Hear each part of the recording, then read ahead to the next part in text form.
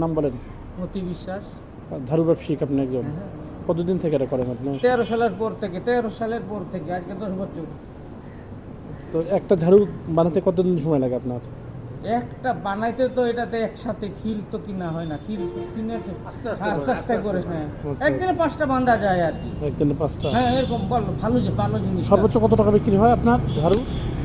এই যে এটা সর্বোচ্চ যে ধরেন এইটা ধরেন 230। এটা ধরেন একটু দেখি, ঝাড়ুটা একটু দেখান হ্যাঁ, মানটা। হ্যাঁ 230। এটার দাম হলো 230।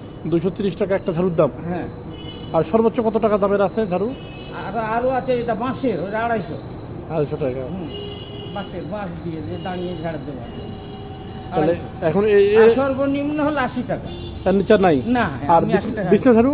বিছনা ঝাড়ু 50 টাকা। আগে 40 দিতাম, এখন 10 টাকা বেশি দিই। খিলের দামের বেশি দিই। খিল কত কেজি কিনেন এখন? ওটা এখন আমি খিল ঠিক নাই, এখন এই খিলটা কিনা আছে